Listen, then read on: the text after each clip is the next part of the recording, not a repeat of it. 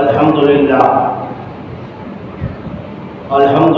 الحنان المنان الذي خلق الإنسان وعلمه البيان والصلاة والسلام على أشرف الأنبياء سيد الإنس والجان وعلى آله وأصحابه وأزواجه وذرياته وأهل بيته وأولياء أمته وشهداء محبته ذوي الخير والإحسان.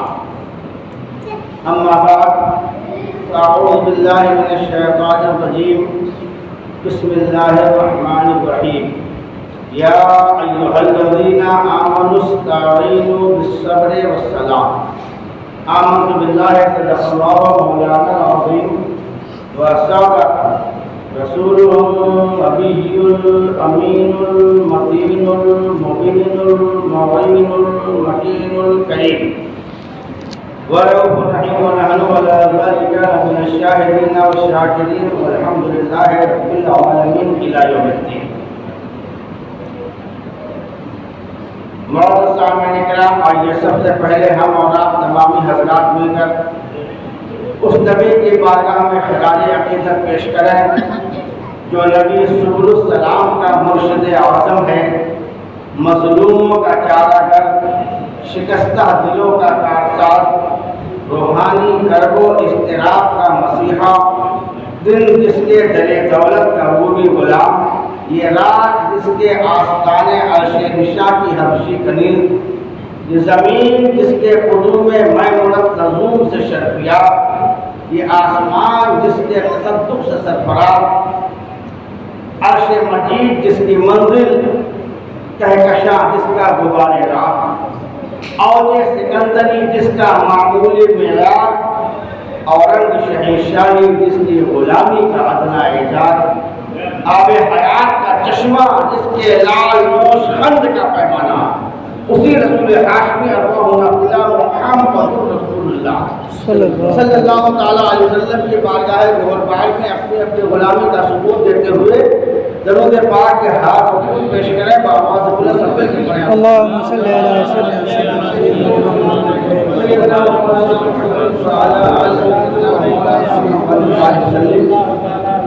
صلاۃ و سلام علیک یا رسول اللہ، صلاۃ و سلام علیک یا نبی اللہ، صلاۃ و سلام علیک یا حبیب اللہ صلی اللہ تعالی علیہ وسلم. عشق حسین میں جو آنسو بہا دیے، عشق حسین میں جو آنسو بہا دیے ہیں وہ اشک رب نے یارو موتی بنا دیے. بے شک سبحان اللہ. عشق حسین میں جو آنسو بہا دیے ہیں وہ اشک رب نے یارو موتی بنا دیے ہیں. میدان میں جب ہے اترا وہ لاڈلا علی کا، میدان میں جب ہے اترا وہ لاڈلا علی کا، فوج یزید کے پھر چھکے چھڑا دیے. میدان حشر کا وہ منظر تھا کربلا میں، میدان حشر کا وہ منظر تھا کربلا میں، تو نے یزید ایسے فتنے اٹھا دیے. مردانگی پہ تیری لاکھوں سلام آقا، مردانگی پہ تیری لاکھوں سلام آقا، کربل میں تو نے ایسے جوہر دکھا دیے. سبحان اللہ سبحان اللہ. میرا خدا جسے اوجے کمال دیتا ہے، میرا خدا جسے اوجے کمال دیتا ہے، اسے فضول کی چربت پر ڈال دیتا ہے. عزیزان ملت اسلامیہ، محرم الحرام شریف کا مبارک و مسعود بزرگ و برکت مہینہ اور آپ کی اس فضل رحمانی مسجد میں ذکر شہید اعظم کی عظیم الشان مقدس مجلس جو آج نویں مجلس ہے اور کل کی شب عاشورہ ہوگی. تو جو حضرات ابھی تک محفل پاک میں نہیں آئے ہیں وہ دیر نہ کریں، بہت جلد مجلس میں تشریف لے آئے، کیونکہ واقعہ جو کل جہاں سے چھوڑا گیا تھا امام مسلم کا، اور انشاءاللہ بلا تمہید بات میں اپنی وحی سے اسٹارٹ کرتا ہوں۔ ایک مرتبہ جی لگا کے درود پاک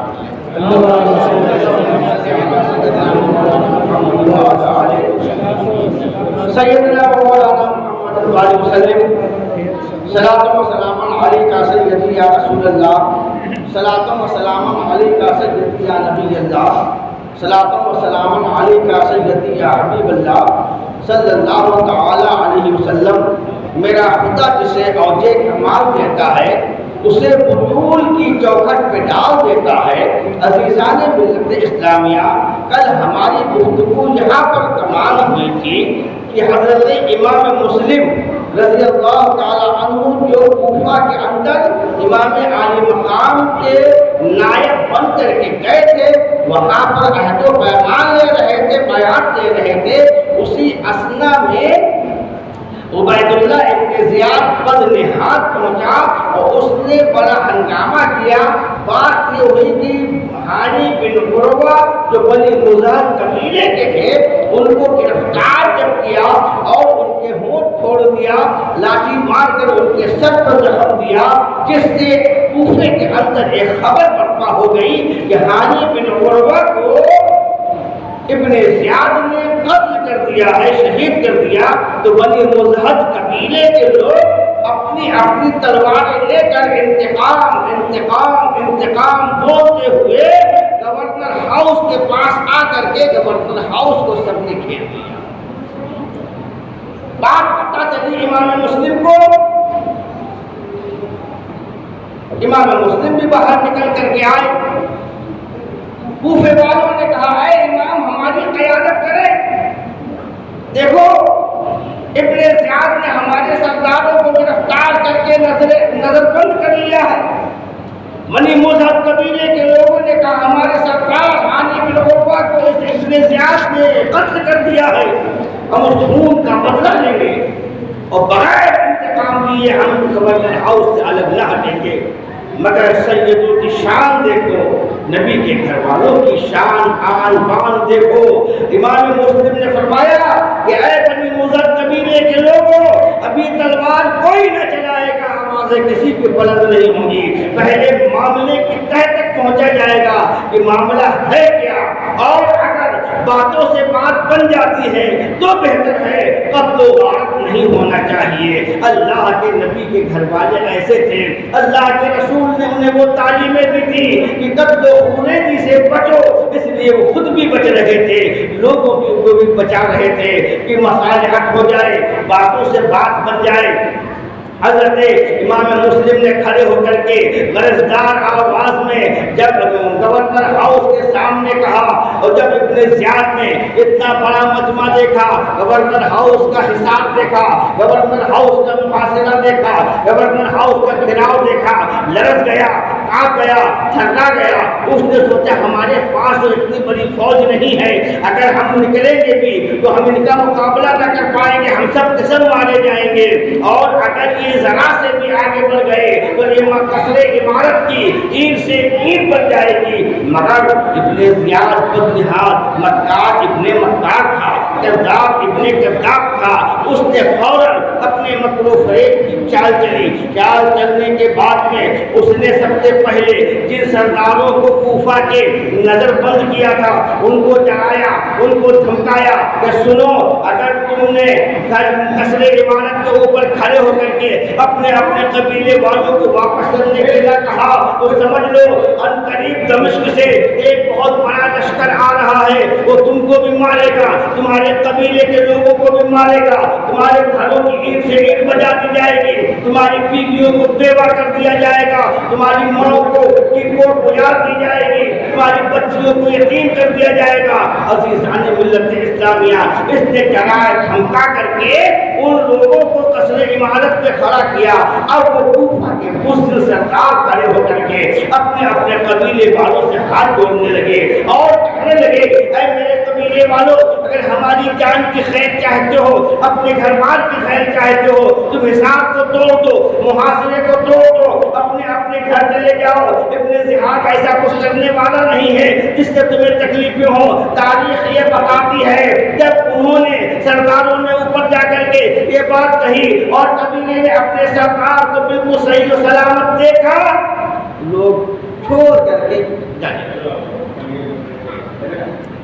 لگے۔ 10 ادھر سے نکلے، 20 ادھر سے نکلے، 50 ادھر سے نکلے، ایسے کرتے کرتے مجمع چل گیا۔ اب رہے صرف بنی مظہر قبیلے کے لوگ، مگر ان کے انتقام کی آوازیں کم نہیں ہو رہی تھی۔ ابن زیاد نے دیکھا اور پوچھا کہ کون ہے جو انتقام کی آوازیں بلند کر رہے ہیں؟ اس کے جاسوسوں نے بتایا یہ بنی مظہر قبیلے کے لوگ ہیں، یہ حانی بن عروہ کا مطالبہ کر رہے ہیں۔ اس نے پھر ایک مرکہ دی، کہا تمہارے سردار صحیح سلامت حکومت کی مصلحت کے مطابق ہم نے ان کو نظر بند کر کے رکھا ہے، ان سے کچھ بات پوچھ کرنا ہے، گفتگو کرنا ہے، بات کرنا ہے، کچھ تبادلہ خیال ہے، اس لیے ہم نے ان کو گورنر ہاؤس میں رکھا ہوا ہے۔ بنی مظہر قبیلے کے لوگوں نے کہا نہیں، ہم نے یہ سنا ہے ابن زیاد نے ہمارے سردار کو قتل کر دیا ہے۔ ابن زیاد نے کہا اگر تم ایسا سمجھتے ہو قتل کر دیا ہے تو تمہارے یہاں سب سے معتبر قاضی شریح ہے، ان کو بھیجو اور وہ آ کر کے دیکھ لے کہ حانی بن عروہ زندہ ہے یا مردہ، ان کی بات مانو گے؟ سب نے کہا ہاں مانیں گے۔ آپ نے قاضی شریح کو بلایا، قاضی شریح جب آئے دروازے پر تو اس ابن زیاد نے اپنا ایک شخص قاضی شریح کے ساتھ رکھ دیا کہ ان پہ نظر رکھو، یہ دونوں کیا بات کریں گے۔ اور کہا قاضی صاحب جا کر کے اپنی ماتھے کی آنکھوں سے دیکھ لو، حانی بن عروہ زندہ۔ پہنچے قاضی صاحب، حانی بن عروہ زخمی حالت میں پڑے کرہ رہے تھے۔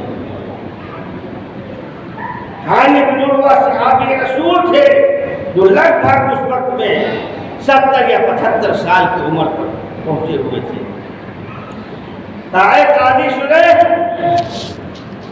باہر جا کر کے میرے قبیلے خاندان کے لوگوں سے کہہ دینا 10-20 لوگ اگر تلواریں لے کر کے گورنر ہاؤس کے اندر آ جائیں تو ہم بھی بچ جائیں گے، پورا کوفہ بچ جائے گا، اور ابھی ابن زیاد پر قابو پانا بڑا آسان ہے۔ ابھی معاملہ اگر ہاتھ سے چھوٹا تو کوفے والوں کی خیر نہیں، معاملہ تو آگے تک چلا جائے گا۔ قاضی شریح کچھ نہ بولے، دیکھا، دیکھنے کے بعد باہر نکلے۔ بنی مظہر قبیلے کے لوگوں نے کہا بتاؤ قاضی شریح حانی بن عروہ کا کیا حال ہے؟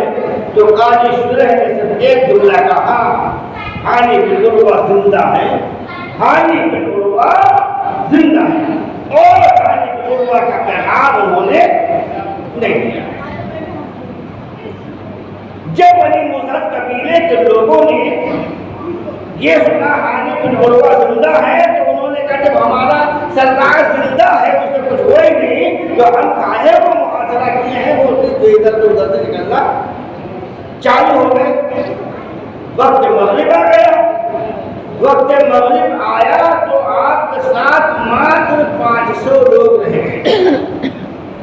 ان 500 لوگوں کو لے کر کے امام مسلم پہنچے کوفے کی جامع مسجد، مغرب کی نماز کی نیت باندھی تو پیچھے تھے 500 لوگ، اور جب 3 رکعت پڑھ کر امام مسلم نے سلام پھیرا تو پیچھے ایک بھی تھا۔ سمجھ گیا؟ بات سمجھ میں آ رہی کہ نہیں آ رہی؟ ہاں، پیچھے ایک بھی نہیں، سب بزدل ڈرپوک نیتیں توڑ کر کے اپنے گھروں سے امام پاک نے نماز پوری کی۔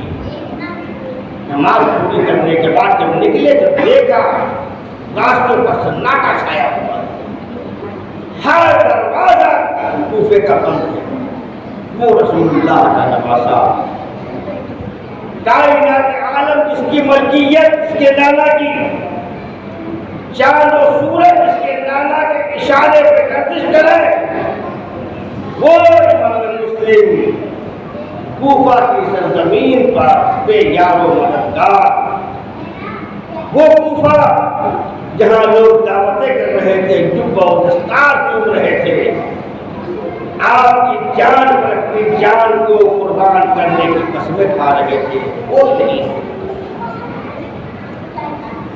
آپ راستے میں چلتے چلے جا رہے ہیں، دیکھ رہے ہیں چاروں طرف دروازے بند ہیں، سب دروازے بند ہیں۔ کچھ دور آگے چلے تو ایک دروازہ کھلا ہوا نظر آیا، قریب گئے تو دیکھا وہاں پر ایک بوڑھی عورت بیٹھی، اور وہ بوڑھی عورت نے اپنے بیٹے کا انتظار کر رہی تھی۔ آپ گئے، کہا کہ اے بڑی بی، پیاس لگی ہے، کیا کچھ پانی ملے گا؟ بوڑھی عورت نے کہا آپ بیٹھیے، ابھی پانی آتا ہے۔ وہ گئی گھر کے اندر،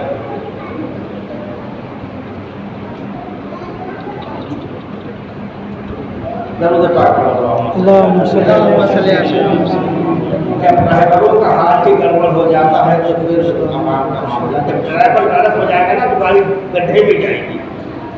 ڈرائیور اگر غلط بیٹھا دو گے گاڑی پر تو گاڑی اگر ایکسیڈنٹ ہو جائے گی یا وہ کہیں گڈھے کو ڈال دے گا۔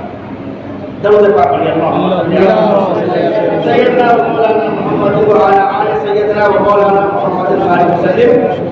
سلام و سلام علیک یا رسول اللہ صلی اللہ تعالی علیہ وآلہ وسلم۔ معاملہ یہ ہوا، بڑھیا نے کٹورا بھر پانی دیا، آپ نے پانی پیا، پی کر کے دروازے پر ہی کٹورا واپس دے کر دیوار پر ٹیک لگا کر بوڑھی کٹورا رکھ کر کے آئے کہ اے مسافر کون ہو، کہاں سے آئے ہو، کہاں کو جانا ہے؟ پانی مانگا، پی لیا، اب اپنے گھر جاؤ۔ امام مسلم نے کہا بڑی بھی میں پردیسی ہوں، میرا یہاں کوئی گھر نہیں ہے۔ کہاں سے آئے؟ مدینے سے آیا ہوں۔ کہا کہیں آپ امام مسلم تو نہیں؟ امام حسین کے بھائی کا؟ ہاں، میں وہی مسلم ہوں جن کے لیے لوگ بے چین و بے قرار تھے کوفہ کے، اور آج انہی کے خاطر کوفہ کے دروازے بند ہیں۔ تو انہوں نے کہا حضور ہمارے گھر پر تشریف لے آئیے، ہمارے تو بھاگ جان گئے، ہماری قسمت کا ستارہ بلندی پر آ گیا، نبی کے نواسے ہمارے گھر پر تشریف لے آئے۔ بڑی عزت کے ساتھ اس نے اپنے گھر کے اندر بلانا چاہا۔ امام پاک نے کہا ہے بڑی بھی ابن زیاد نے یہ اعلان کیا ہے جس نے مجھے اپنے گھر میں پناہ دی، اس کے مکان کی اینٹ سے اینٹ بجا دی جائے گی، اس پر ظلم و تشدد کیا جائے گا۔ بڑی بی نے کہا کہ اے امام پاک آپ تشریف لے آئیے، میں کسی کو معلوم نہیں ہونے دوں گی کہ آپ میرے گھر میں ہیں۔ اس بوڑھی کا نام تھا توعہ، اس توعہ تاریخ میں اس کا نام آتا ہے۔ توعہ نے کہا آپ تشریف لے آئے۔ امام پاک گھر کے اندر گئے، بوڑھی نے جو گھر میں تھوڑا بہت کھانا تھا پیش کیا، آپ نے کھانے کو دیکھا، اپنے ننھے ننھے بچوں کی یاد آئی، اس کے بعد کہا غریبی میں کھانا نہیں کھاؤں گا، کھانے کو ہٹا دیا۔ آپ نے بیٹھ کر کے تسبیح و تحلیل کی، نماز عشاء پڑھی اور ذکر و اذکار میں آپ لگ گئے۔ بوڑھی کا جو ہے بیٹا تھا جس کا نام حارث تھا، وہ ابن زیاد کے دربار میں گیا ہوا تھا۔ وہ ابن زیاد کے دربار سے دیر رات واپس آیا، آنے کے بعد گھر میں گیا، گھر میں جا کر کے دیکھا ماں نے کھانا دیا، پانی دیا، کھا پی کر بستر پہ لیٹا، مگر دیکھ رہا تھا میری ماں ایک خاص کمرے کے اندر بار بار جا رہی ہے، بار بار آ رہی ہے، ماں کے لبوں پہ مسکراہٹ کھیل رہی ہے، چہرے پہ چمک ہے۔ کہنے لگا اے امی جان کیا بات ہے، اس کمرے میں آپ بار بار جا رہی ہو آ رہی ہو، آج آپ کے لبوں پہ مسکراہٹ کھیل رہی ہے، آپ کا چہرہ چمک رہا ہے دمک رہا ہے، والدہ بات کیا ہے؟ والدہ نہیں جاتی تھی کہ بیٹا کمینہ ہے، بیٹا بدبخت ہے۔ والدہ نے کہا تو اے بیٹا حارث کسی کو بتانا نہیں، آج ہماری قسمت کا ستارہ بلندی پر آ گیا ہے، امام حسین کے بھائی مسلم ہمارے گھر میں تشریف فرما ہے۔ بیٹے کے بھی چہرہ چمک اٹھا، لبوں پر مسکراہٹ آئی، اس لیے نہیں اہل بیت کی محبت میں، اس لیے لبوں پہ مسکراہٹ آئی کہ ابن زیاد نے امام مسلم کو پکڑنے پر ایک بھاری انعام رکھا ہے، اس کی جاسوسی مخبری کرنے پر ایک انعام رکھا ہے، جیسے کیسے صبح ہو ابن زیاد کے دربار میں جا کر کے مخبری کر دوں اور میں ڈھیر سا انعام حاصل کروں، اس لیے وہ خوش ہو رہا تھا۔ کروٹیں بدلتے بدلتے رات گزر گئی، صبح کی سفیدی نمودار ہوئی، فجر کی اذان ہوئی، حارث نکلا اور دربار ابن زیاد میں ایک نام تھا محمد ابن اشعث، اس کا بیٹا اس حارث کا دوست تھا، وہ گیا، جانے کے بعد کہنے لگا اے ابن اشعث سن، میں اگر مسلم کا پتہ بتا دوں تو کیا یہ انعام جو رکھا گیا ہے مجھے ملے گا؟ کہا ٹھیک ہے، میں اپنے باپ سے بات کرتا ہوں۔ اس نے کری ابن اشعث سے بات، تو ابن اشعث جو تھا وہ پکڑ کر کے اس کو لے کے گیا ابن زیاد کے پاس اور کہا اے ابن زیاد، یہ بچہ کہتا ہے کہ اگر میں امام مسلم کا پتہ بتا دوں تو کیا مجھے انعام ملے گا؟ تو کہا ابن زیاد نے ہاں بلایا، کہا بتا تجھے معلوم ہے؟ کہا ہاں معلوم ہے۔ کہا بتاؤ کہاں ہے؟ کہا ابن زیاد پہلے یہ بتاؤ جو انعام رکھا گیا ہے وہ ان کی مخبری کرنے کا وہ مجھے ملے گا؟ ابن زیاد نے کہا ہاں انعام ملے گا، مگر پتا پہلے کہ مسلم ہے کہاں؟ بڑے لچاتے ہوئے شرماتے ہوئے بڑی باہی لوٹنے کے چکر میں نظریں جھکا کے کہا وہ تو میرے گھر میں موجود ہے۔ ابن زیاد نے کہا ہے محمد ابن اشعث 500 لوگوں کو لے کر کے جاؤ اور اس کے گھر سے مسلم کو گرفتار کر کے لاؤ۔ حارث نے کہا کہ رکو، میرے گھر پہ امام مسلم کو گرفتار کرنے سے پہلے میرا انعام۔ ابن زیاد نے اشارہ کیا حسین بن نمیر کی طرف اور کہا اے حسین بن نمیر، اپنی تلوار کو نیام سے نکال اور اسے انعام دے دے۔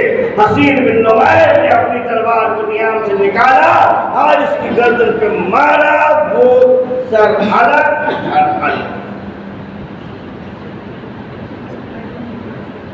نبی کے گھر والوں سے غداری کرنے کا انجام بس نہیں، اس کے علاوہ کچھ نہیں۔ بات آگے بڑھی، محمد ابن اشعث 500 لوگوں کو لے کر کے طوع کے گھر کے قریب پہنچا، گھوڑے کی ٹاپوں کی آواز سنی، امام پاک نے کہا طوع لگ رہا ہے کہ ابن زیاد کے سپاہی مجھے گرفتار کرنے آئے ہیں۔ طوع نے بڑی شرمندگی کے ساتھ کہا اے امام، مجھے لگ رہا ہے میرے بیٹے نے مخبری کر دی، مجھے نہیں معلوم تھا اتنا بدبخت اور وہ کمینہ ہے، ورنہ میں اسے بھی نہ بتاتی۔ امام میری خطاؤں کو معاف فرما دے، میری غلطیوں کو معاف فرما دے۔ اتنا بات کہہ رہی تھی طوع، اتنے میں گھوڑے کی ٹاپوں کی آواز نزدیک آ گئی اور باہر سے کوئی ابن زیاد کے حوالی چلانے لگے اے مسلم گھر میں چھپ کر کے بیٹھے ہو، باہر آؤ، گورنر ہاؤس میں تمہیں ابن زیاد نے بلایا ہے۔ حضرت امام مسلم نے یہ سوچا کہیں ایسا نہ ہو یہ سپاہی گھر کے اندر داخل ہو جائیں اور اس بوڑھی نے جو ہمیں تھوڑی دیر آرام کرنے کے لیے اپنے گھر کو فراہم کیا تھا، اس کے اوپر کوئی ظلم و تشدد نہ ہو جائے، مصائب و آلام کے پہاڑ نہ ٹوٹنے لگے۔ امام مسلم کو دروازے کے باہر نکلے، دیکھا 500 سپاہی ننگی تلواریں لیے کھڑے اور کہا مسلم اپنے آپ کی گرفتاری دے دو، ابن زیاد نے بلایا ہے۔ امام مسلم نے کہا علی کے کچھار کا شیر لومڑی بن کر کے تمہارے ہاتھ میں گرفتاری دے دیں؟ نہیں، میں گرفتاری نہیں دے سکتا، یہی بات کرنا ہے تو ابن زیاد سے کر سکتا ہوں، مگر وہ لوگ بھیجے گئے تھے مرنے اور مارنے کے لیے۔ ایک شخص نے تیر اچھالا حضرت امام مسلم کی طرف، تو وہ تیر آپ کے ہونٹ پر لگا، نیچے کا ہونٹ پھٹ گیا اور دو دانت ہلنے لگے۔ اب تو جانو کہ زخمی شیر کتنا خطرناک ہوتا ہے۔ علی کا یہ لاڈلا جب زخم کھا گیا، شیر خدا کا شیر جب زخم کھایا، اپنی تلوار کو لے کر کے ان کوفیوں پر جھپٹا، ادھر جا رہا تھا، صفوں کی صفیں الٹ رہا تھا۔ یزیدی وہ کوفی اور شامی جو تھے وہ کٹ کٹ کے گر رہے تھے۔ تاریخ یہ بتاتی ہے 500 کوفیوں کے اندر بھگدڑ بچ گئی۔ امام مسلم کی جب تلوار چلی، آواز آ رہی تھی، کچھ بس نہ چلے گا جو یہ تلوار چلے گی، کچھ بس نہ چلے گا جو یہ تلوار چلے گی، سب اڑنے کی آندھی دبے پیکار چلے گی، برسے کا ہوگا جو تلوار۔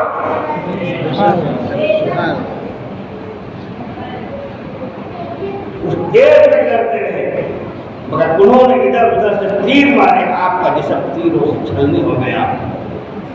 کچھ تو مرے، کچھ بھاگ کر ابن زیاد کے پاس پہنچے، ہو گیا کیا ہوا؟ ارے اکیلے مسلم نے کیا تلوار چلائی ہے، اپنے کتنے لوگ مارے گئے۔ ابن زیاد چلایا، تم مار کھا کے پیٹ دکھا کر کے بھاگی ہے، تم 500 تھے وہ اکیلا، پھر اور کو لے کر کے جاؤ۔ محمد بن اشعث پھر آیا، کہا ایسے کام نہیں چلے گا، تو چال کرنا چاہیے۔ دور سے ہی چلانے لگا، اے مسلم تمہارے لیے امان ہے، اے مسلم تمہارے لیے امان ہے۔ تاریخ یہ بتاتی ہے کہ آپ جسم میں سے نڈھال ہو چکے تھے زخموں سے، اور تلوار چلا کر کے بھی آپ کے تھک چکے تھے۔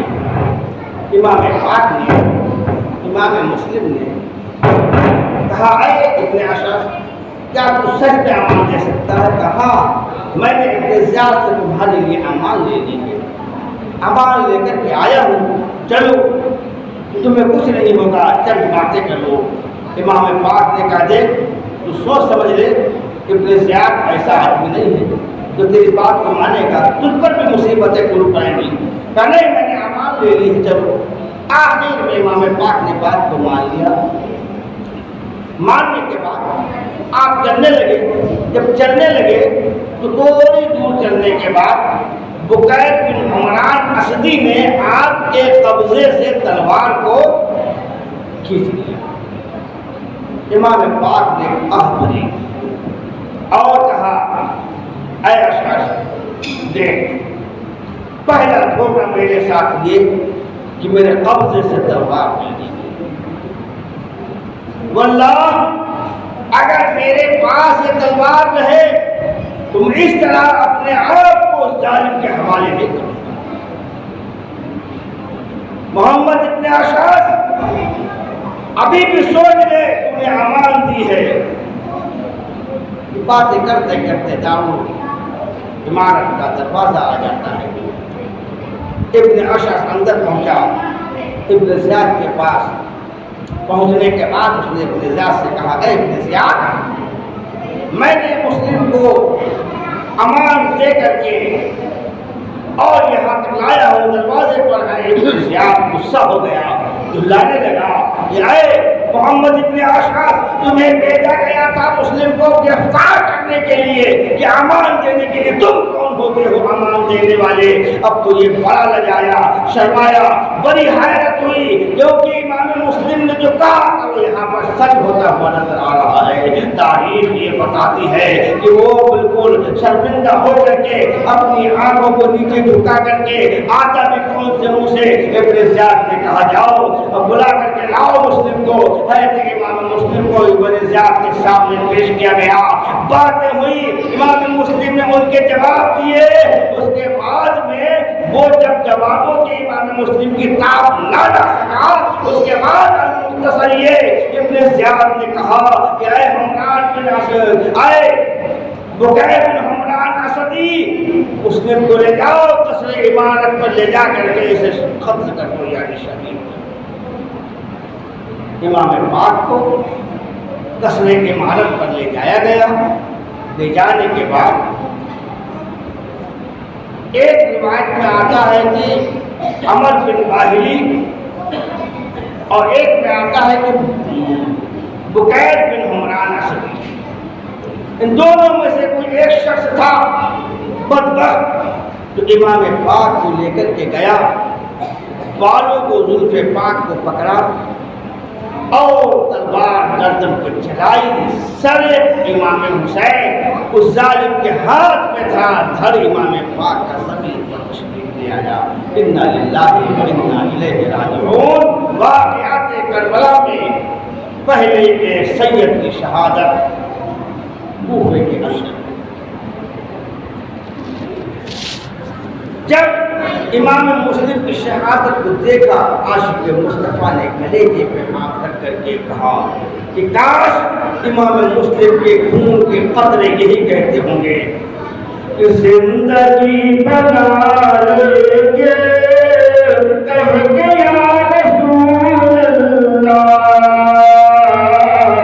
زندگی بنا لیں گے کہہ کے یا رسول اللہ، رب ہم منا لیں گے کہہ کے یا رسول اللہ، رب ہم منا لیں گے کہہ کے یا رسول اللہ، کربلا کی دھرتی سے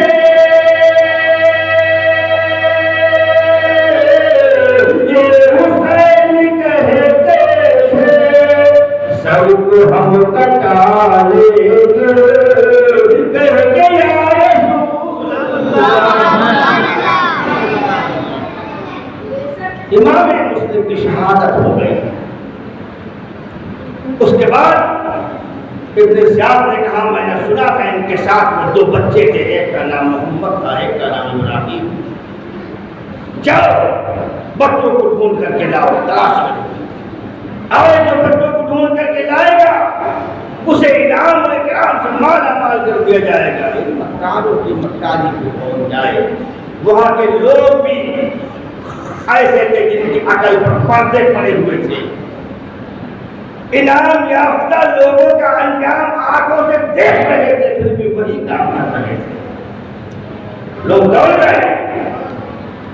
وہ بچے جب حضرت امام پاک مختار بن عبیدہ صفوی کے گھر سے حاجی بن عروہ کے گھر کی طرف آنے لگے تو آپ نے قاضی شلح کے گھر کو دونوں بچے چھوڑ دیے اور کہا کہ قاضی صاحب یہ بچے امانت ہیں آپ کے پاس، اگر میں سلامت رہا معاملات نپٹ گئے تو اپنے ساتھ بچوں کو لے کر کے مکہ اور مدینہ چلا جاؤں گا، اگر خدا نخواستہ میری شہادت ہو گئی تو میری امانت پہ دونوں بچوں کو آپ مدینہ یا مکہ پہنچا دیں۔ تاریخ یہ بتاتی ہے یہ قاضی شلح نے کبھی سنا ابن زیاد نے رکھ دیا ہے ان بچوں کو پکڑنے کے لیے، ان بچوں کو ڈھونڈوانے کے لیے، اور انعام کی لالچ میں لالچی لوگ جگہ ڈھونڈ رہے ہیں۔ پھر آپ نے اپنے بیٹے ارشد کو بلایا، بلانے کے بعد میں کہا اے میرے لگتے جگر ارشد قریب آ، کہا بات جان کیا بات ہے؟ کہا اصل بات یہ ہے کہ یہ مسلم کے نونہال ہمارے پاس امانت ہے، اور آج میں نے سنا ہے کوفہ سے ایک قافلہ مکہ المکرمہ کی طرف جا رہا ہے، دیکھو قافلہ کہاں ہے، رات کی تاریکی جب چھا جائے ان دونوں بچوں کو لے کر کے اسی قافلے میں شامل کر دینا۔ تاریخ یہ بتاتی ہے ارشد نامی شخص جو قاضی شلح کا بیٹا تھا، رات سے سنا کے امام مسلم کے لفظ محمد ابراہیم کو ساتھ میں لیتا ہے اور بستی کے باہر سے باہر نکلا تو دیکھا قافلہ چل چکا تھا، دور تک تو دعا اٹھتی ہوئی نظر آ رہی تھی۔ ارشد نے کہا اے مسلم کے نونہالو، ایسے میں تو وہ دیکھو دھول مرتی ہوئی نظر آ رہی ہے، گرد و غبار اڑتا ہوا نظر آ رہا ہے، وہی قافلہ مکہ مکرمہ کی طرف جا رہا ہے، دوڑ لگاؤ قافلے میں جا کر کے مل جاؤ، اب میں یہیں سے واپس جاتا ہوں، کہیں ایسا نہ ہو کسی نے ہمیں تم کو لاتے ہوئے دیکھ لیا ہو اور کوئی ابن زیاد کا جاسوس آئے اور تمہیں پکڑ کر کے لے جائے۔ ابن زیاد کی بات جانتا مگر سنو میرا بچوں، سیدھے دوڑتے ہوئے جانا، سامنے دھول اڑ رہی ہے، جب وہ باہر ہو رہا ہے، وہی لشکر ہے، اسی پہ قافلہ ہے، اسی پہ جا کر کے مل جانا۔ اتنا کہنے کے بعد قاضی شریح کا بیٹا ارشد وہیں سے واپس چلا آتا ہے اپنے گھر میں۔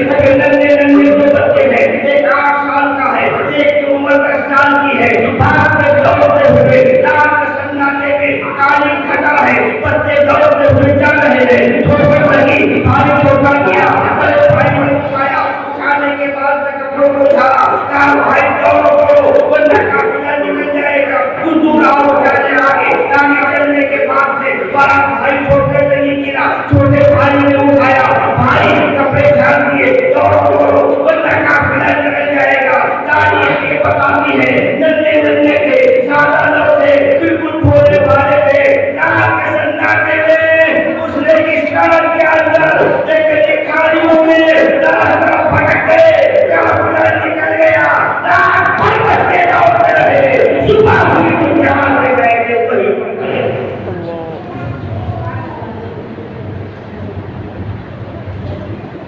دونوں بھائیوں نے کہا بھائی اب کیا کیا جائے؟ تو کہا ایسا ہے اب یہیں پر کہیں چھپ جایا جائے، دن گزاری جائے چھپ کر کے، رات کی تاریخی آئے گی پھر ہم لوگ دوڑیں گے، یہی راستہ ہے۔ اب بچے جمنے والوں کو اسی راستے پر آئے، یہی راستہ ہے۔ دیکھا چھوٹے کی کوئی جگہ نہیں، بچوں کی عقل 8 سال 10 سال کی عمر ہی کیا ہوتی ہے۔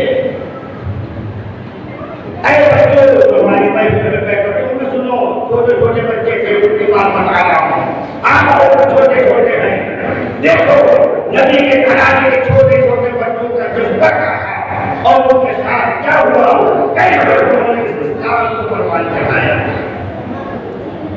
ایک پیڑ دکھائی دیا، اس کو پھوڑ دی، دیکھنے کا اس کے اندر ہو جیسا نہیں ہے۔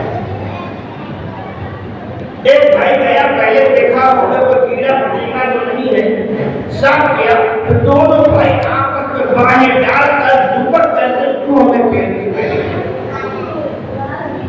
ابن زیاد کا ایک گلا ڈھونڈتے ڈھونڈتے اس کھائی اور درختوں کی جانب آیا، اچانک اس کی نظر پڑی، قریب گیا، کون ہو تم؟ درخت میں چھپ کر کیسے بیٹھے ہو؟ ننھے تھے، بھولے بھالے تھے، پیارے پیارے تھے، چاند سے ان کی صورت تھی، پھول کی پتھریوں جیسے ان کے ہونٹ تھے، شرمتی گفتگو تھی، بڑے پیار سے نرم و نازک انداز میں بچوں نے کہا کہ ہم پردیسی ہیں، مسلم کے یتیم ہیں، اور آنے والا خوش ہو گیا کہ اب تو انعام مجھے ملے گا۔ دونوں بچوں کو پکڑ کر کے نکالا، گھسیٹتا ہوا لایا، تھپڑ مارتا ہوا کوفے میں داخل ہوا، ابن زیاد کے سامنے لا کر کے کھڑا کر دیا، یہ لوگ پکڑ کر کے لایا ہوں۔ ابن زیاد نے دیکھا، پوچھا تم کون ہو؟ کہا مسلم کے یتیم بچے ہیں۔ کہا کہاں جا رہے تھے؟ کہا ہم تو جا رہے تھے مدینہ، رات بھر دوڑے ہیں مگر ہم جہاں سے گئے وہیں پر رہے، دیکھو ہمارے پیروں میں چھالے پڑ گئے ہیں دوڑتے دوڑتے، مگر بدبخت کی آنکھوں میں نرمی نہ آئی، اور سینے کے اندر دل جو تھا وہ لگا ان بچوں کے لیے۔ اس نے فوراً دارو گئے جیل کو بلایا، جن کا نام مشکور تھا، مشکور کو بلانے کے بعد کہا اے دارو گئے جیل، یہ دونوں بچے مسلم کے جیل جانے کے اندر سنبھال کر کے رکھنا۔ اس کے بعد ایک خط لکھا یزید کے نام دمشق میں کہ مسلم کو تو ہم نے قتل کر دیا ہے، ان کے چھوٹے دونوں بچے ہماری گرفت میں ہے، ہمارے قبضے میں ہے، بتاؤ کیا ان کے بارے میں حکم ہے؟ کیا ان دونوں بچوں کو قتل کر دیا جائے یا دمشق تمہارے پاس بھیج دیا جائے؟ ایک قاصد کو یہ خط دے کر کے دمشق دوڑا دیا۔ ادھر مشہور جو دارالعلوم ایک جیل ہے، انہوں نے جب دن گزرا، رات کا سناٹا آیا، دونوں بچوں کو نکالا جیل میں سے، اس کے بعد منہ کو دھلایا، جلدوں معاملوں کو صاف کیا، اس کے بعد تھوڑا سا کھانا کھلایا، پانی پلایا اور کہا اے آل رسول یہاں سے آپ چلے جائیے اور یہ راستہ جو تمہیں دکھاؤں گا یہ سیدھا قادسیہ جا رہا ہے۔ قادسیہ میں جیل کا جو داروغہ ہے وہ میرا سگا بھائی ہے، وہاں جا کر کے جب تم بتاؤ گے معاملے کو میرا نام تو وہ تمہیں مکہ یا مدینہ سلامتی کے ساتھ پہنچا دے گا۔ اور نشانی کے لیے مشہور نے اپنی انگوٹھی دی، یہ انگوٹھی دو گے میرا بھائی تمہیں پہچان دے گا کہ میں نے ہی بھیجا ہے۔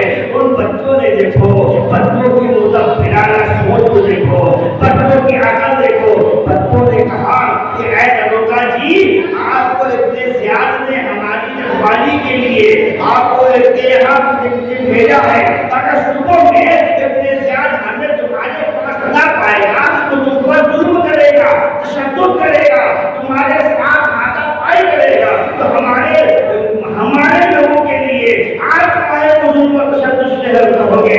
مشہور نے کہا بڑی اچھی بھولی بھولی باتیں کر رہے ہو، میٹھی میٹھی باتیں کر رہے ہو، یہی تو رسول کریم رؤوف رحیم صلی اللہ علیہ وسلم کے گھر کی امتیازی شان ہے کہ ان کے گھر کے بچے بھی صحیح راستہ بتاتے ہیں، لوگوں کے ساتھ کام رہا کرتے ہیں، تاریخ یہ بتاتی ہے۔ اس کے بعد مشکور نے کہا ہم آپ کے مشکور ہیں، یہ انگوٹھی لوگوں کو چلے جاؤ۔ قادسیہ کے راستے پر مشکور نے چھوڑ دیا، بتایا یہ راستہ سیدھا قادسیہ کو جاتا ہے۔ بچے پھر رات میں دوڑنے لگے، رات میں دوڑنے لگے، رات کا سناٹا تھا، وہی حال بچوں کے ساتھ ہو رہا ہے، ایک ٹھوکر لگتی ہے گرتا ہے، دوسرا اٹھاتا ہے، چھوٹا گر رہا ہے، بڑا اٹھا رہا ہے، بڑا گرتا ہے، چھوٹا اٹھا رہا ہے۔ رات بھر صبح کی سفیدی نمودار دور نہ جا سکے۔ پھر جب بھائی اب کیا کریں؟ کل اسی طرح ہم لوگ گرفتار ہوئے اور اب اگر دوبارہ گرفتار ہو گئے تو بہت دور شد بڑھا بڑے بھائی نے کہا بھائی چننا تو پڑے گا۔ دیکھا ایک دریا بہ رہا تھا، اس دریا کے نزدیک جھاڑیاں تھی، تو کہا کسی پیڑ میں نہیں جھاڑیوں میں چھپے ہیں۔ تو دریا کے کنارے لگے دریا پر جھاڑیوں کے اندر دونوں دوپٹے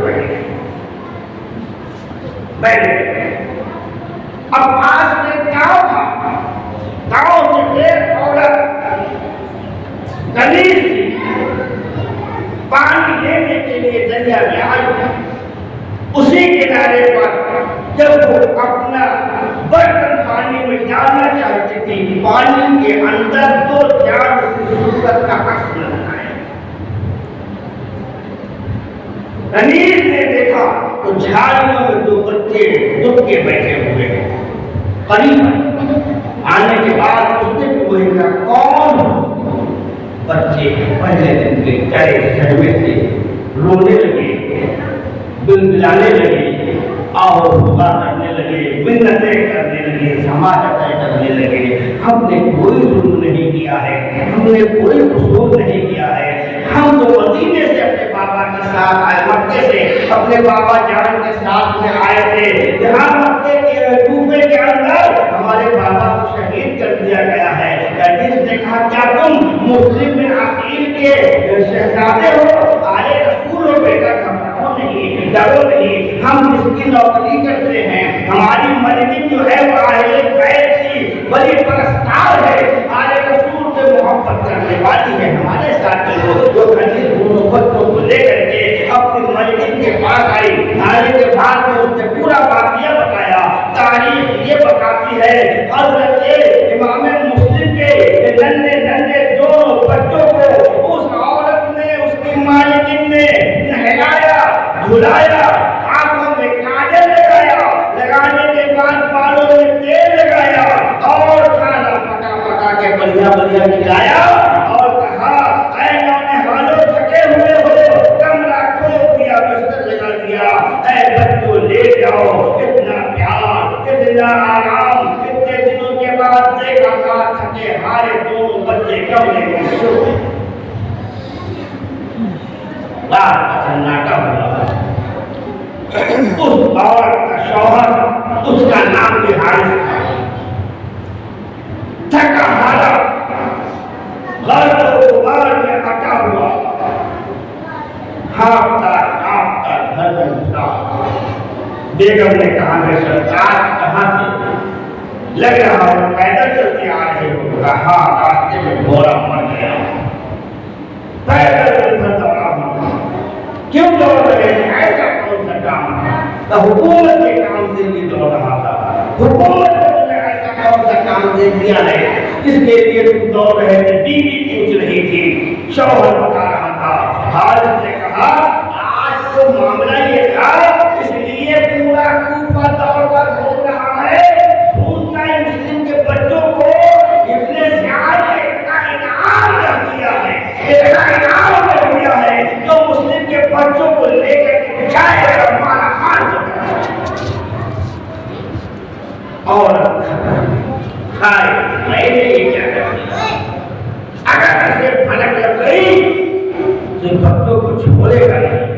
اس نے فوراً پیغلہ بدلا اور کہا اے میرے سرکار دیکھو وہ آلے رسول ہیں، ان کے نانا جنت کے مالک ہیں اور ان کے چچا امام حسین جنتی جوانوں کے سردار ہیں، ان کے ساتھ ظلم کرو گے جنت کی خوشبو بھی نہیں پاؤ گے، رسول اللہ کو قیامت کے دن کیا دکھاؤ گے؟ عورت نے کہا ہے کھانا لا، کھانا سو جاؤ، صبح پھر مجھے بچوں کو ڈھونڈنے جانا ہے۔ ارے دنیا صحیح ہے، وہ سب کچھ صحیح ہے، اس کے دماغ پر دنیا چھائی ہوئی۔ کھانا کھایا، تھکا ہارا لے کر سو گیا۔ آدھی رات گزرنے کے بعد محمد اور ابراہیم دونوں بچوں نے اپنے باپ امام مسلم کو کھا کئی دن کے پچھڑے ہوئے تھے۔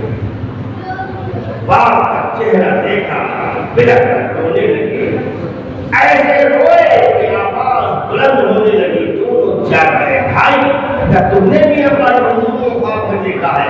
کہا ہاں، کیا میں نے بھی خواب میں دیکھا ہے۔ ابا حضور کہہ رہے تھے اے میرے شہزادو اب وقت دور نہیں ہے، جو ہم سے زیادہ دیر تک دور نہیں رہو گے، قریب تم ہمارے پاس آنے والے ہو، ہمارے پاس آؤ گے تو نانا کے ہاتھوں سے تمہیں حوض کوثر کا جام پلایا جائے۔ رو رہے تھے ہچکیاں بھر کر کے، حارث کی آنکھ کھل گئی۔ بیگم گھر میں آواز کیسے آ رہی ہے؟ بیگم نے بتایا اس پڑوس کا کوئی بچہ ہوگا، روتا ہوگا، اپنے گھر میں کوئی بچہ چھوٹا ہے، سو جاؤ تھکے ہارے ہوگا۔ نہیں، گھر سے اپنے ہی آواز آ رہی ہے۔ اب عورت گھبرائی، ڈر گئی، سہم گئی، گھر پہ ادھر ادھر ڈھونڈنے لگا۔ ایک گھر دیکھا، اس پر تالا لگ رہا تھا۔ بولا بیگم اس کمرے میں کبھی تالا نہیں رہتا تھا، تالا کیوں بنا ہوا ہے؟ اس کی چابی کہاں ہے؟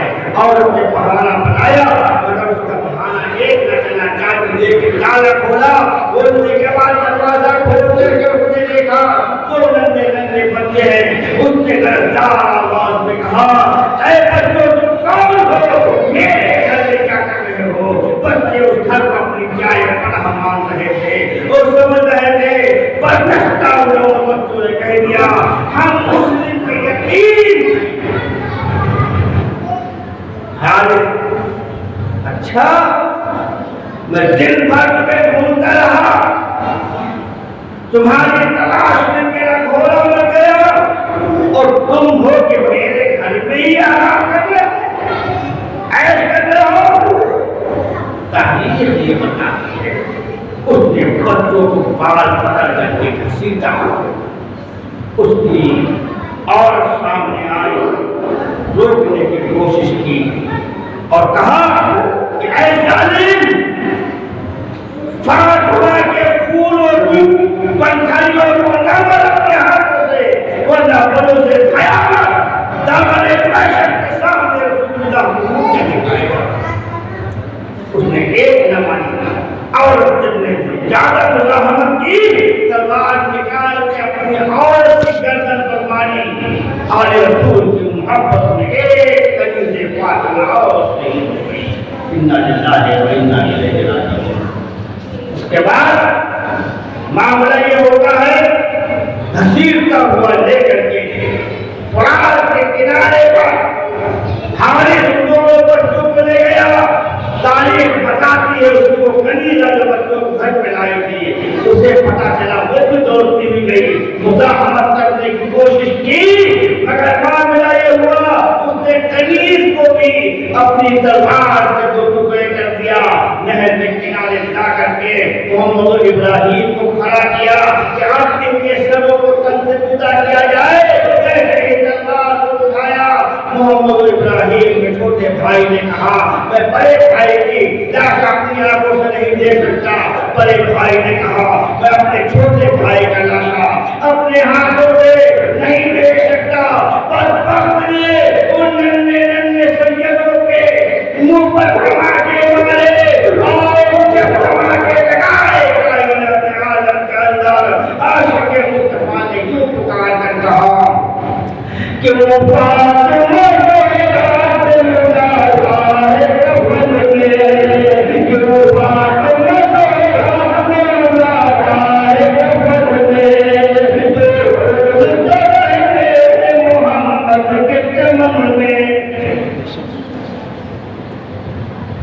اس کے بعد خالد بدبخت نے ایک گچا کلا وار کیا جس سے دونوں کی گردنیں ایک ساتھ ہو گئی، سر کو سمیٹا، لپیٹا اور لاشوں کو اسی فرات کے اندر ڈال دیا۔ لاشیں فرات میں ڈال دیا۔ آواز آئی، ڈوب کر نہر میں دریا کے کنارے نکلے، ڈوب کر نہر میں دریا کے کنارے نکلے۔ آئی حیدر کی صدا پیارے ہمارے پہنچے، آئی حیدر کی صدا پیارے ہمارے پہنچے۔ تاریخ یہ بتاتی ہے حارث جو تھا سروں کو لے کر کے اور کوفہ گورنر ہاؤس کو پہنچا، ابن زیاد کے سامنے رکھ دیا اور کہا میرا انعام دو۔ کہا اس میں کیا ہے؟ کہا اس میں مسلم کے بچوں کے سر ہے۔ ابن زیاد گھبرا گیا، ارے بدبخت تو نے ان بچوں کو قتل کر دیا، اب میری جان کا کیا ہوگا؟ میں نے یزید کو لکھ دیا ہے، بچے صحیح سلامت ہیں، اگر یزید نے زندہ مانگ لیے تو میری زندگی کے دہانے پر جائیں گے۔ غصے میں آ کر کے دمدماتا ہوا اٹھا، اپنے زیاد سے تلوار نے حارث کی گردن میں مار دیا۔ دیکھا اہل بیت کے ساتھ غداری کرنے والے کا انجام ترنت دکھ رہا ہے۔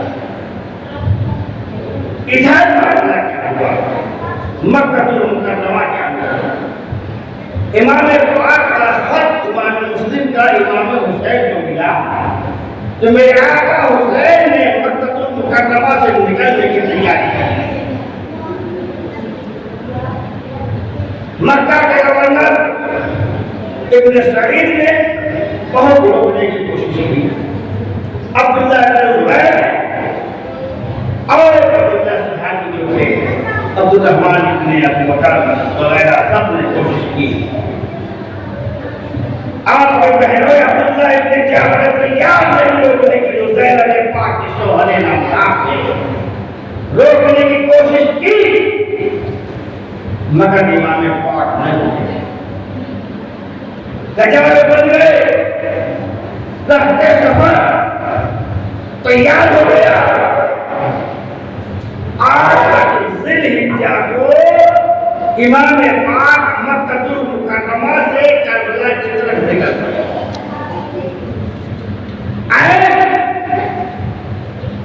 ایام حج کے نزدیک پوری دنیا سے چاروں طرف سے لوگ سمٹ کر کے حج کے لیے مکے میں آ رہے تھے. نبی کا نوازہ مکے سے نکل کے کربلا کی طرف جا رہا تھا. یہ وہ حسین ہیں جنہوں نے مدینہ سے مکہ پیدل آ کر کے 25 حج کیے تھے.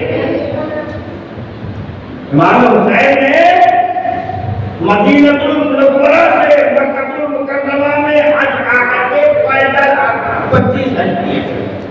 اور آج حج کا موقع بالکل قریب تھا. میرا امام چھوڑ کر گیا.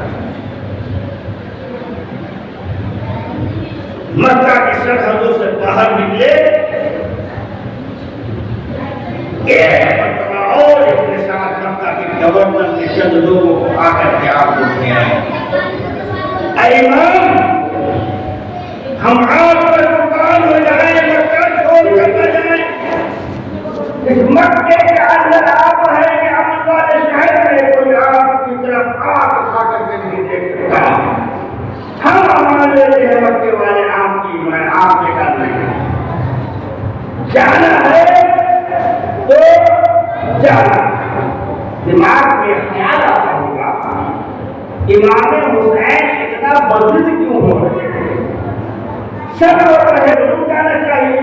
نہیں, کوفے والوں نے خطوں میں ایموشنل بلیک میل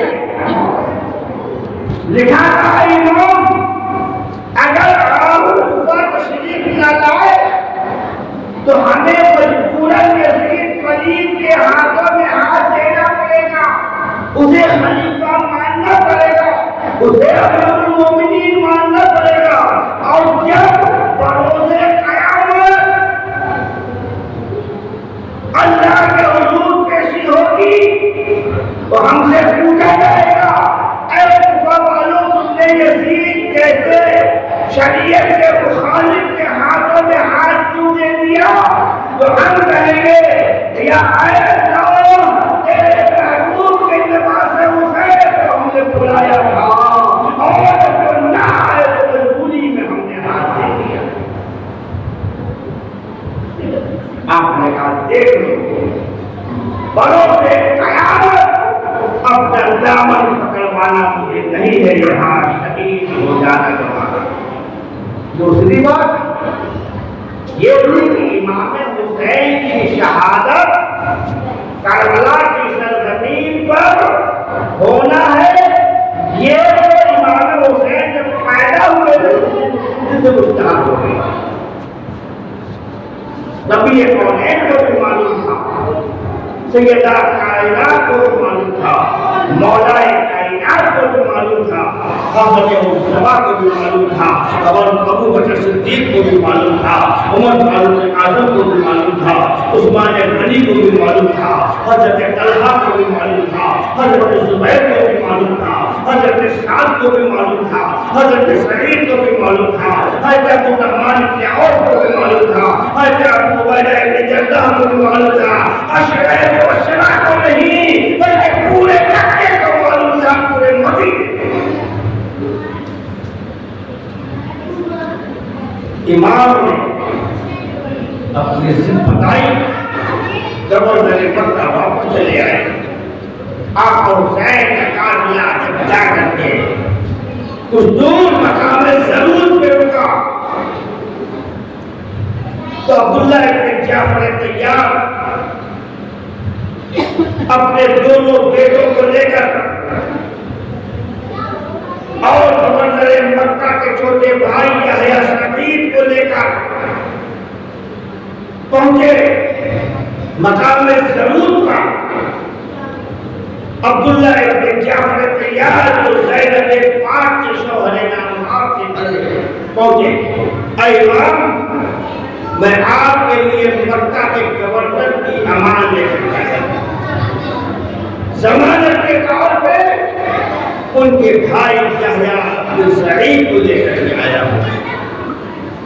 امام پاک نے فرمایا ٹھیک ہے عبداللہ, تمہاری محبتیں سب آنکھوں پر تھے، مگر بات اتنی ہے کہ میں اب واپس جانے والا نہیں ہوں، میں عزم مسلم کر چکا ہوں جانے کا۔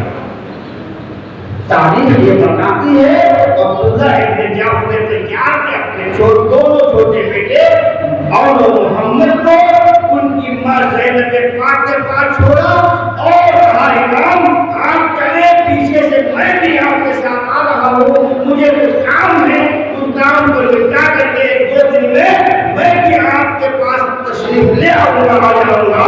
یہ کہنے کے بعد یحییٰ بن سعید کے ساتھ حضرت عبداللہ ابن جعفر تیار حضرت زینب پاک کے شوہر واپس چلے آئے۔ میرے امام حضرت امام حسین رضی اللہ تعالیٰ عنہ کا قافلہ وہاں سے اور آگے بڑھا، بڑھنے کے بعد مقام حاجر پہ جب امام پاک کا قافلہ پہنچتا ہے، مقام حاجر پر آپ نے قافلے کو روکا، وہیں پر خیمے نصب ہوئے، آپ کا قافلہ ٹھہرا تو آپ کو آتے ہوئے کوفہ کی جانب سے فرزدق شاعر ملے، اور جب ان سے ملاقات ہوئی امام کی دستبوسی کی، فرزدق شاعر نے کہا اے امام پاک یہ رخت سفر کہاں کا باندھا ہوا ہے، یہ سفر کہاں کا ہو رہا ہے، آپ کی منزل کیا ہے؟ امام پاک نے کہا تم کہاں سے آ رہے ہو؟ فرزدق شاعر نے کہا اے میرے امام میں کوفہ سے آ رہا ہوں۔ فرمایا کوفے کے حالات بتاؤ، کہا کوفے کے حالات کیا ہیں؟ فرزدق شاعر نے شاعرانہ انداز میں کہا اے میرے امام کوفے والوں کے دل تو آپ کے ساتھ ہیں مگر تلواریں بنی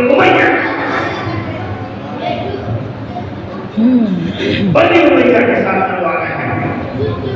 اس کے بعد آپ نے اسے دعائیں دی، فرزدق شاعر نے دیکھا حضور کوفہ نہ ماحول چار نہیں ہے، آپ نے اس کا شکریہ ادا کیا۔ اس کے بعد وہاں جو وقت پورا ہوا قافلہ اور آگے بڑھا، مقام زبانہ پر پہنچا۔ جب مقام زبانہ پر یہ قافلہ پہنچا تو مقام زبانہ پر مصعب بن مطیع سے ملاقات ہوئی جو کوفے سے آ رہے تھے، اور عدی بن حاتم طائی طور ماہ سے ملاقات ہوئی۔ آپ نے جب مصعب بن مطیع سے پوچھا کوفے کے حالات تو مصعب بن مطیع نے کہا کہ اے امام مسلم کو ان کے دونوں بچوں کو شہید کر دیا گیا ہے۔ ابن جارود نے تفصیل پوری بیان کی اور ہمارے امام محمد آپ نے دعائیں دی۔ مصعب بن مطیع آگے بڑھے، جب عدی بن حاتم طائی کا بیٹا عدی اور عدی کا بیٹا طورما یعنی حاتم طائی کا پوتا وہ ایمان نہ تھا، اسلام میں داخل ہوئے، تو حاتم طائی کا پوتا طورما وہ بھی ملے۔ عدی بن حاتم طائی طورما نے بھی امام پاک سے کہا اے امام کوفے کے حالات بڑا ابتر ہیں، آپ کوفہ نہ جائیں، میں تجارت کے لیے گیا تھا، تجارت سے واپس آ رہا ہوں، گھر کے ساز و سامان ہے، میں جا کر کے یہ ساز و سامان گھر پر دے کر کے واپس آ کر کے آپ کے ساتھ ضرور شامل ہوں گا۔ تاریخ یہ بتاتی ہے طورما واپس پلٹ کر کے آیا تھا تو عاشورہ ہو چکا تھا، شہادتیں ہو چکی تھی۔ اس کے بعد آپ نے طورما کو بھی دعائیں دی، دعائیں دینے کے بعد جتنا وقت رکنا تھا زبالہ میں بھی آپ رکے، زبالہ سے آپ کا قافلہ اور آگے بڑھا مقام سالبیہ پر۔ مقام سالبیہ میں جب آپ رکے خیمہ نصب ہوئے تو مقام سالبیہ پر رکنے کے بعد آپ کی نظر پڑی کچھ دور پر اور خیمے زن تھے، خیمے لگے ہوئے تھے۔ آپ نے کہا اے عباس جاؤ دیکھو ان خیموں میں کون رہ رہا ہے، کون لوگ ہیں، کہاں سے آئے ہیں، کہاں کو جا رہے ہیں۔ امام عباس جب ان خیموں کے قریب گئے تو جا کر کے جب پوچھا ایک پوری گزرنے کے بعد پوچھا آپ کون ہیں؟ آپ نے بتایا ہم نبی کے نواسے ہیں، مکہ المکرمہ سے آئے ہیں، کوفہ کی جانب جا رہے ہیں، ایسے ایسے حالات ہمارے ساتھ درپیش آ گئے ہیں، آپ لوگ کون ہیں، کہاں سے آئے ہیں، کہاں کو جا رہے ہیں؟ تو انہوں نے بتایا ہمارا بیٹا وہب بن عبداللہ کلبی جس کی ہم لوگ بارات کرنے کے لیے گئے تھے، وہاں سے شادی کر کے نئی نویں دلہن لے کر کے ہم لوگ آئے ہیں، اب یہاں سے اپنے گھر کی جانب جا رہے ہیں۔ اور کہا اے بیٹا، اے نوجوان، کیا امام حسین سے ہماری ملاقات ہو سکتی ہے؟ پولیس سے آپ نے فرمایا ضرور ہو سکتی ہے۔ پوری نے کیا کر دیا؟ کے اندر کہا اے میرے رستے نبی کونین کے نواسے ہیں، ان کی زیارت کہاں نصیب؟ چلو سب کے زیارت کر لیتے ہیں۔ بس دوسی نئی نبی کی دلہن کو لے کر کے وہاں پہ عبداللہ کلبی کو لے کر کے اور وہ پوری اپنے آپ آئی مصطفیٰ جان رحمت کے نواسے امام حسین رضی اللہ تعالیٰ عنہ کا سلام پیش کیا۔ پیش کرنے کے بعد امام پاک سے پوچھا، آپ نے پوری داستان بتائی، پوری کہنے لگی بیٹا جاؤ اپنے خیمے والوں سے کہہ دو، ساتھیوں سے جسے جانا ہے وہ اپنے اپنے گھر چلا جائے، اب ہم اپنے گھر نہیں جائیں گے، حسین کے ساتھ رہیں گے۔ کیا حسین کہیں گے وہاں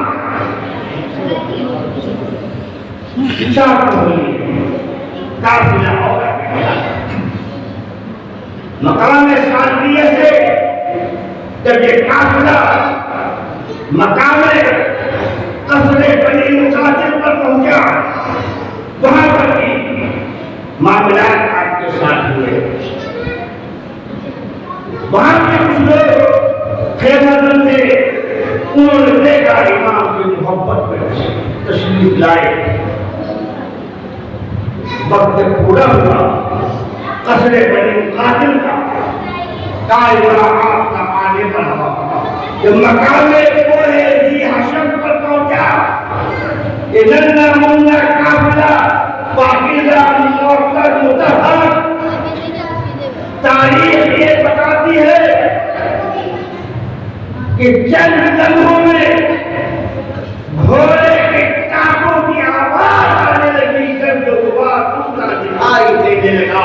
امام پاک نے فرمایا بھائی عباس، یہ دیکھو گھوڑے کے ٹانگوں کی آواز آ رہی ہے، دور دیکھو نظر غبار اٹھتا ہوا نظر آ رہا ہے۔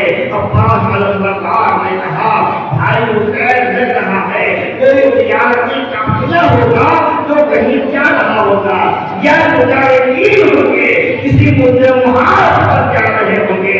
آپ نے افسوسناک لہجے میں فرمایا اے عباس، مجھے لگ رہا ہے یہ کارواں نہیں ہے، کوئی تجارتی قافلہ نہیں ہے، جو یزید کے نمکوار ہوں گے اور کوفے کے راستے سے آ رہے ہیں۔ ایسا تو نہیں ابن زیاد نے ہماری گرفتاری کے لیے کسی لشکر کو بھیج دیا ہے۔ باتیں بھائی کر رہے تھے، تاریخ یہ بتاتی ہے گھوڑے کے ٹانگوں کی آواز قریب آئی، درد غبار چھٹنے لگا، دیکھتے ہی دیکھتے وہ مجاہدین وہ گھوڑے سے لشکر تھا وہ قریب آیا، اور اس کا سپہسالار جس کا نام وہ بن ریاحی تمیمی تھا، ایک ہزار سپاہیوں کے ساتھ ابن زیاد نے حسین پاک کو گرفتار کر رہے تھے۔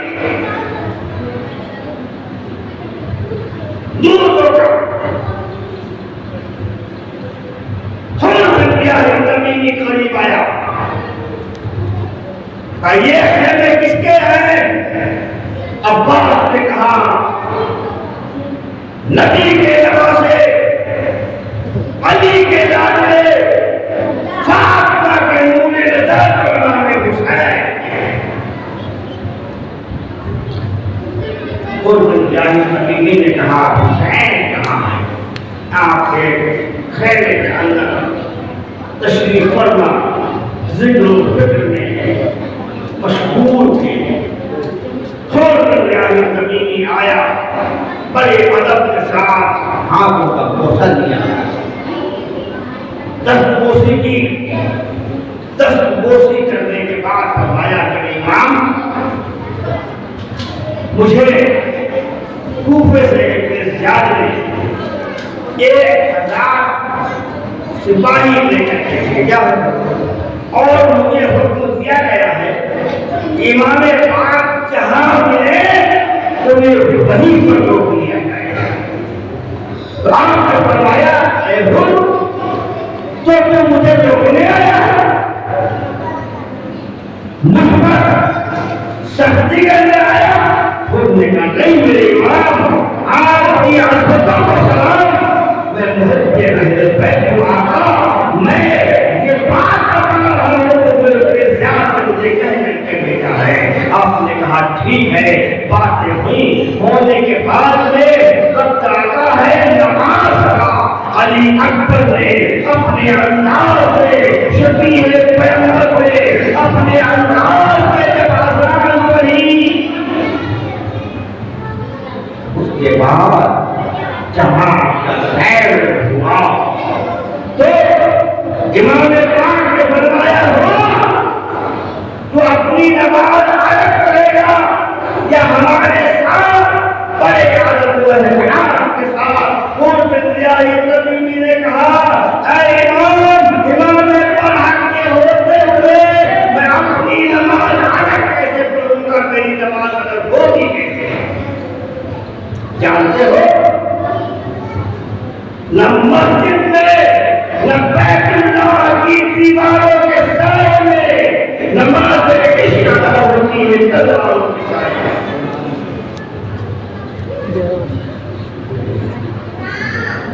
نہ مسجد میں نہ بیت اللہ کی دیواروں کے سائے میں نماز عشق ادا ہوتی ہے، تلواروں کے سائے میں۔ اور ہم آپ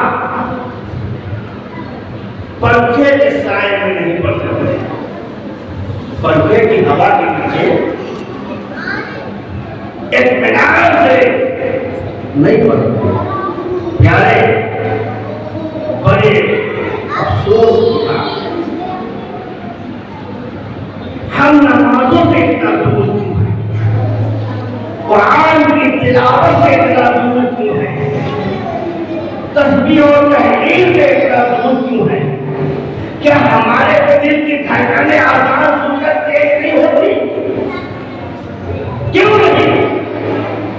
ہم دنیا کے معاملات میں تو سوچتے ہیں اچھا برا، کھانے پینے کی چیزوں میں تو اچھا برا سوچتے سمجھتے ہیں، ارے پیارے کا اپنے دین میں اور اپنے لیے اچھا برا کیوں نہیں سمجھتے؟ کون انسان ایسا ہے جسے ہمیشہ زندہ رکھنا ہے؟ کوئی ہے؟ تھوڑا بول دو۔ کوئی نہیں۔ میرے پیارے بول دو، امام صاحب بتا رہے ہیں آپ بھی بول دو، امام کی ابتدا ہی کر لو بھیا، منہ کھول دو۔ آپ سب اور ہم کیا ہمیشہ زندہ رہیں گے؟ کتنے لوگ آواز اٹھائی کم اور زور سے بتاتے بھیا نہیں رہیں گے۔ اب ہمیں جانا ہے، بے شک حق ہے۔ منکر نکیر آئیں گے کہ نہیں آئیں گے سب کو معلوم ہے۔ یہ چھوٹے چھوٹے بچے کی بچے آئے گی ہو جانا، منکر نکیر آئیں گے سوال کریں گے تو بتاؤ کیا کرو گے؟ ابا آئیں گے، اماں آئیں گی، دو یار آئیں گے، بینک بیلنس آئے گا، گاڑی موٹر آئے گا، آئے گا کیا کام؟ کوئی کام آنے والا ہے تمہیں؟ کوئی نہیں۔ کام آئیں گے تو مدینے کے کاشتکار، دونوں عالم کے مالک و مختار کام آئیں گے، وہ بھی لوگ قرۃ عینی نکاح الصلاۃ، نماز مصطفیٰ کی آنکھوں کی ٹھنڈک ہے، نبی کی آنکھوں کی ٹھنڈک پہنچاؤ گے، مصطفیٰ ہماری آنکھوں کو بچانا۔ نبی کی آنکھوں کو تکلیف پہنچا کے جاؤ گے تب فرشتے بہت اٹھائے گئے، کوئی بچانے والا نہیں ملے گا۔ پیارے اپنے جسم ऊपर और नमाजों की पाबंदी करो।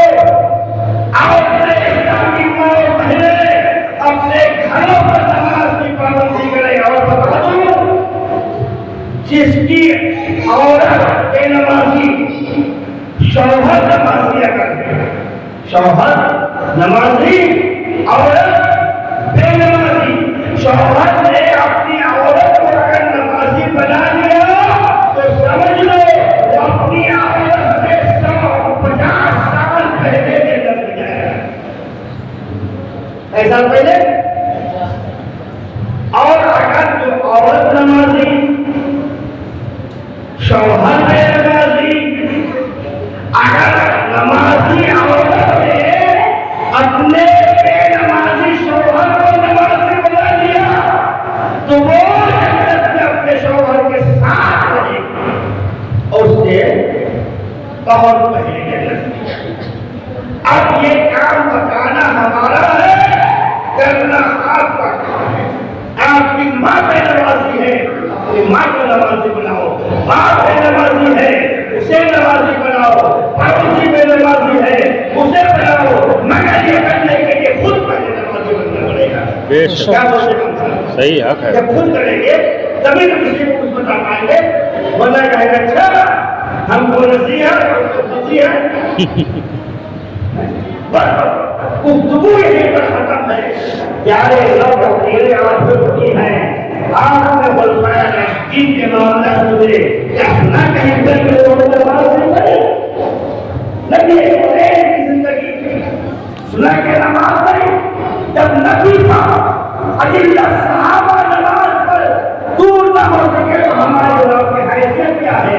क्या है कि बड़े आदत के साथ कहूँगा कि अल्लाह हमने और आप सबको पाबंदी के साथ नमाज करने की तौफीक नसीब अता फरमाए। अल्लाह तबारक व तआला हमारे आलम सजदे की पेशानियों में सजदे के अज़ीम तरह अता फरमाए। जो सूरत लिया है नबी की मज़ार का, मैं आशिक के दिमाग नसीबे बहार का, मुर्दा हुआ रबार भी उनके कलाम का शामिल बना रहमत